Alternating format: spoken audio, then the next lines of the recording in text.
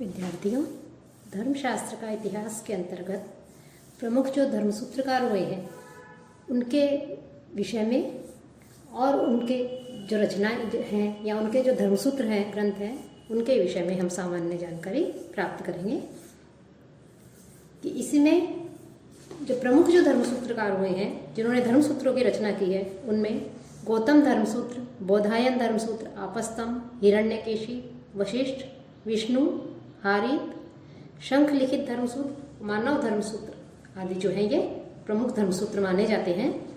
तो इसमें गौतम धर्मसूत्र के विषय में हम विस्तृत से अध्ययन कर चुके हैं। आज हम बोधायन धर्मसूत्र की रचना किसने की, धर्मसूत्रकार, और इस धर्मसूत्र में किसका विवेचन किया गया है, इसकी क्या विषय वस्तु है, उसके विषय में सामान्य अध्ययन करेंगे। कि जो बोधायन धर्मसूत्र है यह बोधायन द्वारा रचित रचना मानी जाती है। बोधायन कहाँ के रहने वाले थे, इसके विषय में संशय है। इसका उत्तर देना जो है आसान नहीं है, कठिन है। वर्तमान काल में जो बोधायनीय लोग हैं वो अधिकतर दक्षिण भारत में पाए जाते हैं। वेदों के प्रसिद्ध भाष्यकार जो सायण है वो भी बोधायनीय थे, लेकिन बोधायन ने दक्षिणापथ के जो लोग हैं उन लोगों को मिश्रित जाति के अंतर्गत माना है। इसलिए उन्हें दक्षिणी नहीं कहा जा सकता, क्योंकि वो अपने आप को निम्न जाति में क्यों रखते। हमें जो बोधायन धर्मसूत्र प्राप्त होता है वह गौतम धर्मसूत्र के बाद की रचना है, क्योंकि बोधायन धर्मसूत्र में गौतम धर्मसूत्र का भी उल्लेख हमें मिलता है। और बोधायन का समय उपनिषदों के बहुत बाद का भी माना जाता है, क्योंकि उपनिषदों से इसमें उद्धरण लिए गए हैं। साथ ही अन्य जो धर्मसूत्र हैं उन धर्मसूत्रों से भी कुछ इसमें हमें उद्धरण मिलते हैं।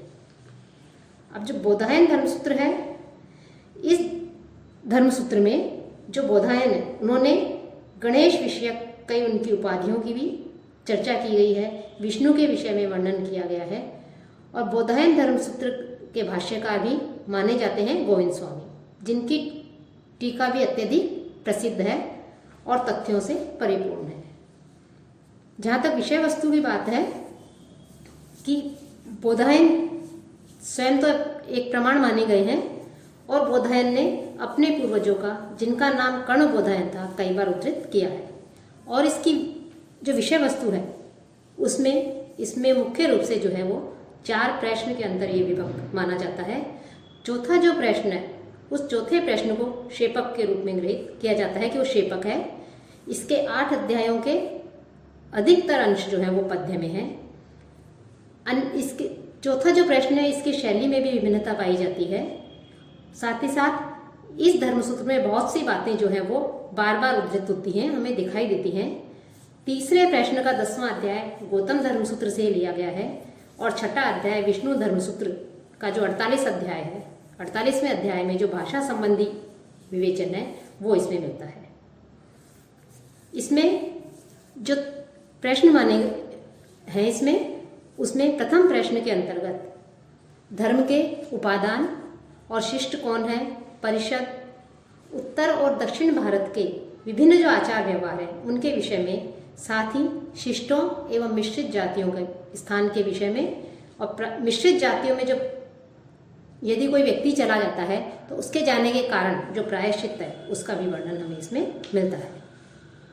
इस प्रश्न के ही दूसरे भाग में हमें उपनयन, मेखला आदि प्रत्येक जाति के लिए जो चर्म आदि दंड, ब्रह्मचारी के कर्तव्य, ब्रह्मचर्य, प्रशंसा, इसका वर्णन है। साथ ही अध्ययन की समाप्ति के उपरांत स्नातक के क्या कर्तव्य हैं, अविवाहित स्नातक के कर्तव्य, इसका भी इसमें वर्णन है। प्रथम प्रश्न के अंतर्गत ही शारीरिक और इसका जो 5वां अध्याय है उसमें शारीरिक और मानसिक आशोच, इसमें साथ ही कुछ पदार्थ जो हैं उनका पवित्रीकरण, जन्म मरण पर जो आशोच होता है उसके विषय में, वसीयत के क्या नियम हैं, किसी का स्पर्श जो है उसके पवित्रीकरण के विषय में बताया है। साथ ही मांस आदि या भोजन के कौन सा निषिद्ध है और कौन से नहीं, इसका भी वर्णन हमें मिलता है।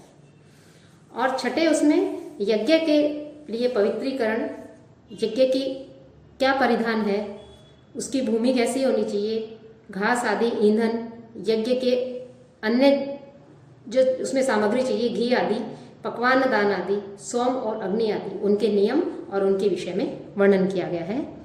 8वें जो अध्याय में चारों वर्णों और उपजातियों का वर्णन है, मिश्रित जातियों का वर्णन है 9वें में। 10वें में राजा के क्या कर्तव्य हैं, 5 महापातक और उनके लिए क्या दंड दिया जाए राजा के द्वारा, इसका वर्णन है।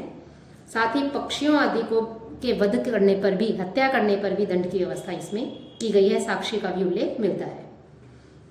11वें अध्याय में अष्ट प्रकार के विवाह आदि का वर्णन है। तो ये प्रथम प्रश्न में इन सब का विवेचन किया गया है। तो जो दूसरा प्रश्न है, उस दूसरे प्रश्न के अंतर्गत भी जो है इतने से जो 10 अध्याय बताए गए हैं, उनमें क्रम से ब्रह्म हत्या और अन्य प्रकार के जो पाप हो जाते हैं उनके प्रायश्चित का वर्णन है। विवाह आदि का, सगोत्र कन्या से विवाह करने का वर्णन है। साथ ही कृच्छ, अतिकृच्छ, पराग आदि जो व्रत आदि हैं उनका वर्णन इसमें किया गया है। दूसरे में वसीयत का किस प्रकार से विभाजन किया जाए, ज्येष्ठ पुत्र का कितना भाग होना चाहिए, औरस पुत्र के स्थान पर अन्य जो व्यक्ति हैं उनको किस प्रकार से वसीयत में उनका जो है हिस्सा हो, और वसीयत से किस प्रकार से निषेध, और जो व्यभिचार आदि है उस व्यभिचार के कारण जो प्रायश्चित किस प्रकार से वो पवित्र हो, तो प्रायश्चित का भी इसमें वर्णन किया गया है व्यभिचार किए जाने पर। नियोग के नियम और विपत्ति में आजीविका के क्या साधन जो है अपनाए जा सकते हैं, गृहस्थ के क्या कर्तव्य है, अग्निहोत्र आदि, इनका वर्णन है। तीसरे अध्याय में स्नान, आचमन, वैश्वदेव, भोजन दान आदि गृहस्थ के क्या कर्तव्य हैं उसका भी इसमें वर्णन किया गया है। चौथे में संध्या का वर्णन है। 5वें में स्नान, आचमन, देव, ऋषि, पितृ आदि को तर्पण करने के क्या नियम हैं, इनका उल्लेख हमें मिलता है। और छठे में प्रतिदिन किए जाने वाले जो पंचमहायज्ञ हैं उनके विषय में, और जो चारों जो जातियां हैं उनके कर्तव्य आदि का उल्लेख है। 7वें में भोजन के नियम का वर्णन है। 8वें में श्राद्ध, 9वें में पुत्र और एवं पुत्रों से उत्पन्न जो हमें लाभ मिलता है, आध्यात्मिक जो लाभ है उसकी प्रशंसा की गई है, उसका इसमें वर्णन है।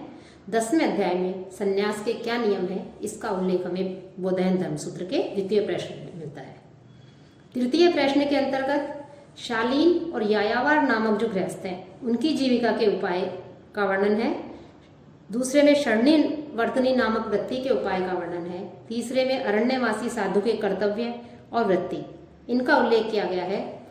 चौथे अध्याय में ब्रह्मचारी एवं गृहस्थ के नियमों जो है उनमें यदि बीच कोई विरोध की स्थिति उत्पन्न हो जाए तो किस प्रकार से जो है, अर्थात उनका पालन नहीं करने पर, ये ब्रह्मचारी के जो नियम हैं, गृहस्थ के जो नियम हैं, उनका यदि पालन नहीं किया जाए तो किस प्रकार से प्रायश्चित करना चाहिए, इसका वर्णन है। 5वें में अघमर्षण की पद्धति का वर्णन है। 6ठे में प्रसृत यावक का जो क्रिया संस्कार है उसका। 7वें में कूष्मांड नामक जो होम होता है उसका वर्णन है। 8वें में चांद्रायण व्रत का। 9वें में बिना कुछ खाए हुए वेदोच्चारण है उसका विवेचन किया गया है। 10वें में पापों के विनाश के लिए पवित्रीकरण और अन्य जो पदार्थ है उनके पवित्र करने के निर्मलीकरण के भी सिद्धांत का इसमें वर्णन मिलता है। अब जो चौथा प्रश्न है, उस चौथे प्रश्न में वर्जित भोजन खा लेने पर या वर्जित पेय पी लेने पर किस प्रकार से प्रायश्चित है, कौन सा प्रायश्चित करना चाहिए, इसका वर्णन है। चौथे प्रश्न के ही दूसरे अध्याय में कुछ पापों के से छूटने के लिए प्राणायाम और अघमर्षण का वर्णन है। तीसरे में गुप्त प्रायश्चित। चौथे में प्रायश्चित स्वरूप कुछ वैदिक मंत्र हैं उनका उल्लेख है। 5वें अध्याय में जप, होम, इष्टि और यंत्र आदि के द्वारा सिद्धि किस प्रकार से प्राप्त की जाए, ये प्राप्त करने के साधन बताए हैं। साथ ही कृच्छ, अतिकृच्छ, शांतपन, पराग, चांद्रायण नामक व्रत का इसमें वर्णन है। चौथे प्रश्न के ही छठे अध्याय में पवित्र जो मूल मंत्र हैं उनका और इष्टियों के जप का वर्णन है। 7वें में यंत्र की प्रशंसा और होम में प्रयुक्त जो कतिपय वैदिक मंत्र हैं उनका उल्लेख है। 8वां जो अध्याय है उसमें जो लोभवश सिद्धि के साधनों में लिप्त जो लोग हैं उनकी जो है आलोचना, उनकी भर्त्सना की गई है और कुछ विशिष्ट स्थितियों में किसी अन्य व्यक्ति के द्वारा उन पदार्थों को ग्रहण करने की जो है वहाँ पर आज्ञा दी गई है। तो इस प्रकार से जो बोधायन धर्मसूत्र है, यह गौतम धर्मसूत्र 3 प्रश्नों में विभक्त है, यह 4 प्रश्नों में विभक्त है, लेकिन चौथा प्रश्न संभवतः यह माना जाता है कि क्षेपक है, क्योंकि इसकी शैली में भी विभिन्नता है। अध्यायों के भी अधिकांश जो इसके अंश हैं वो पद्य में हैं। तो इस प्रकार से ये बोधायन धर्मसूत्र जो है यह भी महत्वपूर्ण ग्रंथ माना जाता है और बोधायन कृष्ण यजुर्वेद के आचार्य माने जाते हैं। पूर्ण रूप में तो ये बोधायन धर्मसूत्र जो ग्रंथ है यह हमें आज भी जो है उपलब्ध नहीं हो सका है और बोधायन जो है वो स्वयं भी एक प्रमाण के रूप में यहाँ पर स्वीकृत किए गए हैं।